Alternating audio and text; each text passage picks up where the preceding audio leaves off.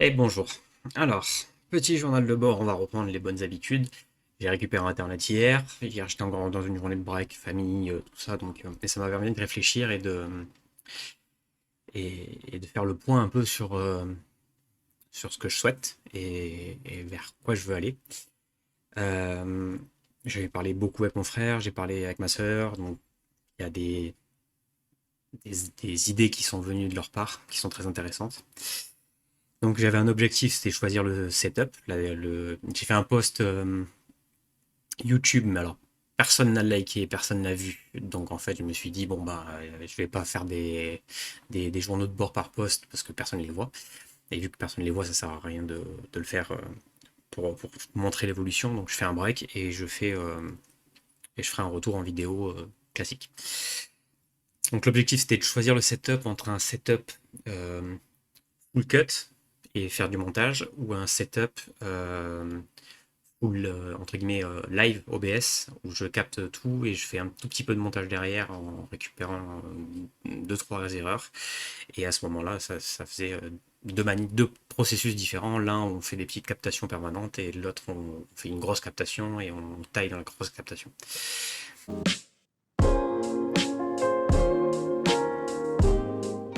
Et ben je vais faire les deux. Je vais faire les deux parce que j'ai donc parlé avec mon frère et ma sœur alors ma sœur est très réseaux sociaux et surtout Insta. Mon frère est pas du tout réseaux sociaux. Mon frère est un entrepreneur qui a une avération pour le virtuel assez forte. Et je me retrouve un peu dans cette avération-là. Et donc, c'est le sujet que je vais aborder aujourd'hui. C'est que j'ai du mal à percevoir la valeur d'échange du virtuel, en fait. Et j'ai du mal à quantifier et à voir que le virtuel peut amener une valeur d'échange. C'est c'est peut-être ma nature prolo ou mon manque d'éducation peut-être, mais j'ai cette sensation-là de tant qu'il n'y a pas de matérialité au travail, il n'y a pas de valeur d'échange. C'est un peu bizarre, mais le fait que un plat il y ait des légumes au début et que ce soit un plat à la fin, il y a une transformation du produit, il y a une matérialité de la chose et donc il y a une valeur d'échange. J'arrive à la quantifier, à la mesurer. Ce qui n'est pas le cas pour les produits virtuels. Donc j'ai un peu de mal avec ça et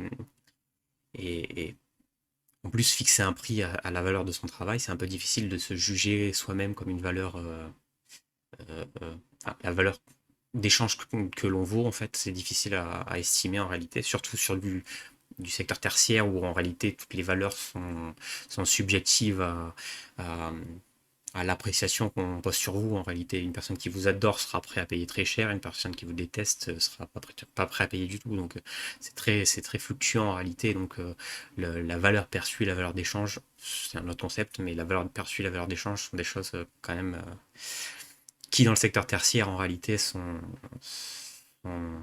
beaucoup de bullshit et beaucoup de manipulation en gros. Les gens ne font que travailler leur valeur perçue et j'ai l'impression que la valeur réelle, c'est un peu comme toutes les formations, les mecs qui font des formations, il y a une valeur réelle très limitée en réalité, qui pourrait être fait en 5 minutes de vidéo et cette valeur, malheureusement, elle est diluée dans beaucoup de contenu pour étirer, enfin c'est comme la culture quoi, et on l'étale. Faut pas faire croire qu'on en a beaucoup, mais en fait c'est ridicule quoi. Donc et j'ai un peu cette sensation-là aussi avec la cuisine, parce que j'ai travaillé avec des très bons chefs et je me dis, mon niveau de cuisine est faible par rapport à ce que j'ai fréquenté comme personne. Et après, quand je parle avec des gens qui sont pas cuisiniers et qui n'ont pas de formation à ce niveau-là, en fait, ils me font comprendre que ma valeur est très haute. En fait.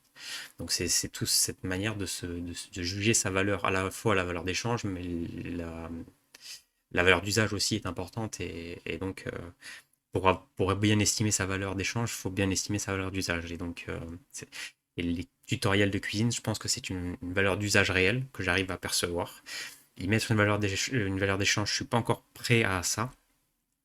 Mais je réfléchis à ça et donc avec ma sœur, qui est très réseaux sociaux, euh, qui a cuisiné à notre dernier repas, et qui a très bien cuisiné d'ailleurs, et qui me montre sa recette où elle l'a trouvée, et elle l'a trouvée dans un réel Insta. Et elle me dit, vu la cuisine que tu fais, qui est relativement bien équilibrée, avec euh, une partie plaisir, mais pour mesurer de manière à ne pas empiéter sur la qualité gustative, elle me dit, Insta, ça pourrait être un truc intéressant pour toi.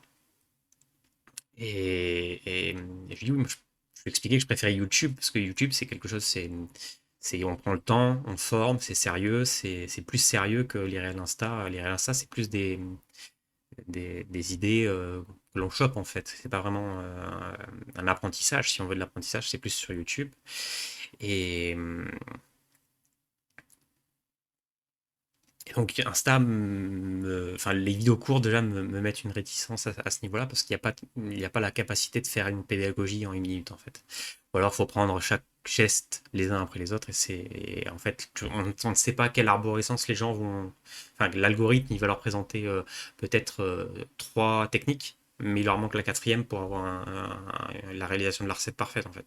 Donc on ne sait jamais ce que les gens ont appris ou pas appris. Ce qui est plus difficile, c'est de savoir ce que les gens ont appris et encore plus ce qu'ils ont compris. Ce qu'ils ont compris est plus difficile à savoir encore. Et on sait ce qu'ils ont compris quand on voit la réalisation. Et c'est là le problème de la virtualité. Et j'ai du mal à- à percevoir la virtualité, la valeur de la virtualité, parce qu'il n'y a pas cette conséquence que l'on peut juger. Quand vous apprenez une recette à l'école hôtelière, vous la faites et on vous corrige votre recette. On vous corrige votre réalisation de la recette, de la fiche technique. Il n'y a pas ça avec le virtuel et donc c'est un apprentissage dire à qu'un seul sens en fait. C'est une respiration qui ne fait que expirer, où moi j'expire mes connaissances, mais je ne sais pas ce que vous inspirez par mes connaissances, d'accord? Et c'est quelque chose qui est très difficile, parce que un vrai apprentissage, il y a une relation entre l'apprenti et le maître, et il y a une respiration. Quand l'apprenti fait un geste, il est corrigé par le maître, et c'est une respiration comme ça qui se fait pour l'apprenti qui est en phase d'apprentissage. Et donc, suite à la conversation avec ma sœur, j'ai très envie du côté pédagogique. Et on parlait, elle est sophrologue, elle veut se virtualiser pour partir de la ville qui est un peu malfamée dans laquelle elle est. Et je dis, tu devrais virtualiser, faire des formations, elle a les compétences pour le faire, elle est très intelligente et elle peut le faire dans la sophrologie, ça marche très bien. Elle me dit, mais pourquoi tu fais pas ça toi avec la cuisine? Et je lui dis comment?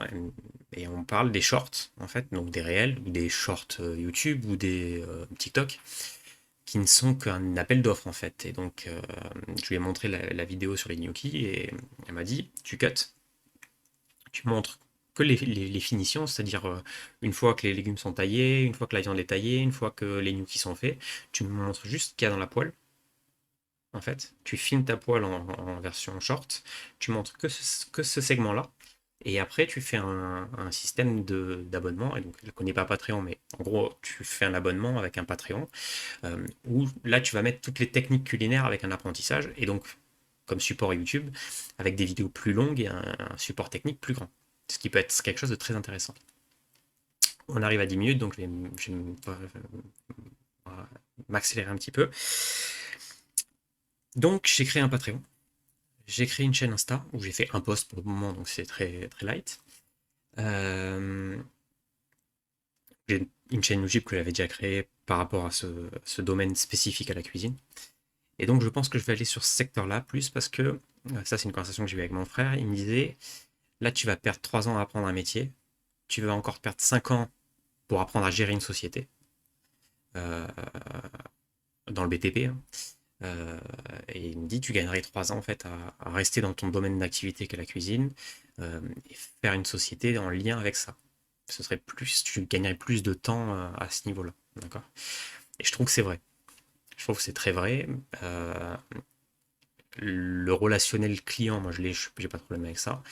La gestion du personnel, c'est un truc qui est pesant en fait quand on le vit au quotidien, donc c'est pas une chose qui me plaît vraiment en fait. Ou alors il faut avoir une vraie bonne équipe, et c'est très difficile à constituer une vraie bonne équipe, il faut au moins 10 ans de restauration, d'un restaurant de 10 ans pour avoir une équipe à l'intérieur qui soit bien constituée. Donc c'est compliqué et je pense que le combo Insta, euh, Patreon et YouTube pour stocker les vidéos, c'est un triptyque qui peut être très intéressant. Et donc je vais commencer à bosser là-dessus littéralement. Et je vais mettre entre parenthèses l'apprentissage, je pense. C'est pas encore dit. Me laisse un temps de réflexion. De toute façon, c'est fin octobre où je dois donner ma décision au maître d'apprentissage. Donc pour le moment, c'est un stand-by. Euh, Lui, il est en vacances, donc Dans ses vacances, il kiffe sa vie. Euh, donc voilà. Objectif pour demain. Alors, je vais vous demander de choisir. Je vais vous proposer plusieurs objectifs. Et vous en choisirez qu'un. D'accord? Alors, là, il est 11h15. Je clôture les réponses à 17h. D'accord? Parce qu'après, il faut que je cuisine pour le soir. Et vous verrez que ça joue là-dedans.